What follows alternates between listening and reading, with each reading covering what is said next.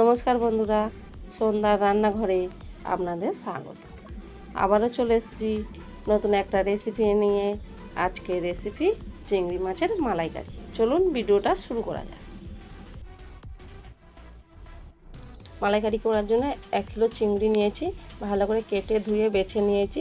এবার দিয়ে দিচ্ছি এর মধ্যে 1 চামচ নুন, হাফ চামচ হলুদ দিয়ে ভালো করে মাখিয়ে নিচ্ছি। মাখানো হয়ে গেছে, চাপা দিয়ে সাইড করে রাখছি। আর নিয়েছি 2টো পেঁয়াজ, 2টো টমেটো কেটে নিয়েছি, এগুলো বেটে নেব।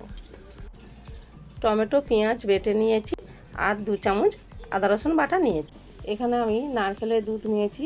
এই নারকেলের দুধটা যে কোনো মুদিখানার দোকানে পেয়ে যাবেন। তো আমি উষুম উষুম গরম জল দিয়ে নারকেলের দুধটা গুলে নিচ্ছি। গুলে চাপা দিয়ে সাইড করে রেখে দেবো। তবে এই নারকেলের দুধটা একটু উষুম গরম জলে গুলতে হবে। এবারে যে চিংড়ি মাছটা নুন হলুদ মাখিয়ে রেখেছিলাম, এই কড়ার মধ্যে তেল দিয়ে দিচ্ছি। তেল গরম হয়ে গেছে, চিংড়ি মাছটা দিয়ে দিচ্ছি। দিয়ে চিংড়ি মাছটাকে নাড়াচাড়া করে ভেজে নেব।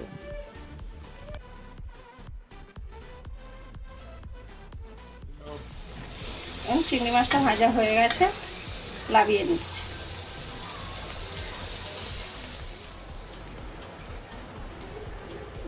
দুটো শুকনো লঙ্কা, 2টো লবঙ্গ, 2টো দালচিনি, 2টো তেজপাতা, 2টো এলাচ আর 4-5টা গোলমরিচ, এগুলো আমি ফোড়ন দিচ্ছি।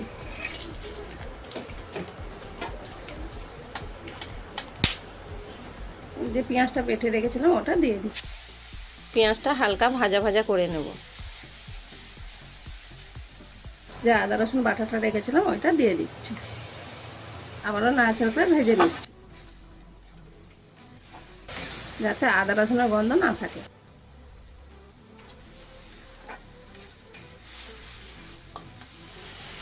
আদা রসুন আর পেঁয়াজটা ভালো করে ভাজা হয়ে গেছে। এবার ওর মধ্যে বেটে রাখা টমেটোটা দিয়ে দিচ্ছি। তবে মালাইকারিতে কিন্তু সব কিছু বেটে দিতে হবে। আবারও টমেটোটা নাড়াচাড়া করে ভেজে নিচ্ছি।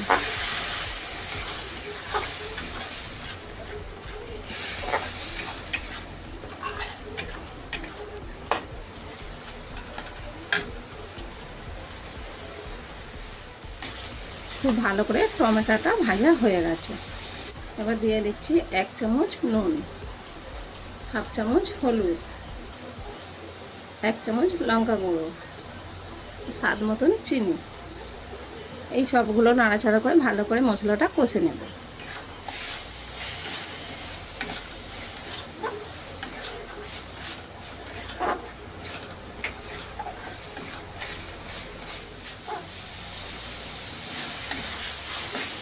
সমস্ত মশলাগুলো ভালো করে কষা হয়ে গেছে। এবার দিয়ে দিচ্ছি এর মধ্যে যে নারকেলের দুধটা রেখেছিলাম, ওই নারকেলের দুধটা দিয়ে দিচ্ছি।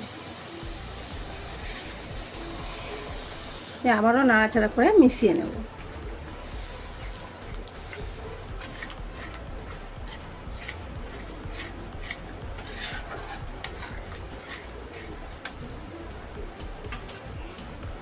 এবারে দিয়ে দিচ্ছি পরিমাণ মতন জল।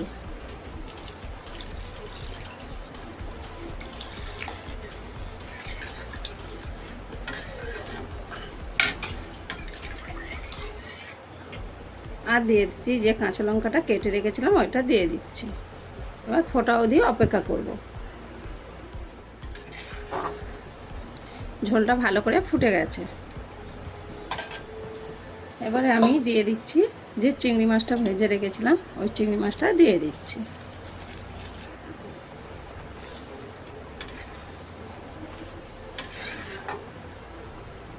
চিংড়ি মাছটা দিয়ে মিনিট 5 ফুটিয়ে নেব।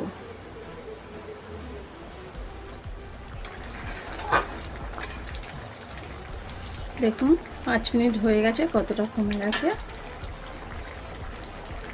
ওপর থেকে একটু গরম মশলা ছড়িয়ে দিলাম, দিয়ে আবারও নাড়াচাড়া করে মিশিয়ে নেব।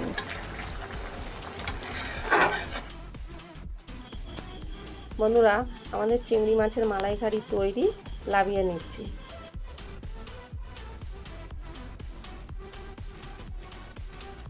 আমি যেভাবে বানিয়েছি আপনারা অবশ্যই বাড়িতে একবার বানিয়ে খেয়ে দেখবেন। আর আমার রেসিপি যদি ভালো লেগে থাকে কমেন্টে জানাবেন।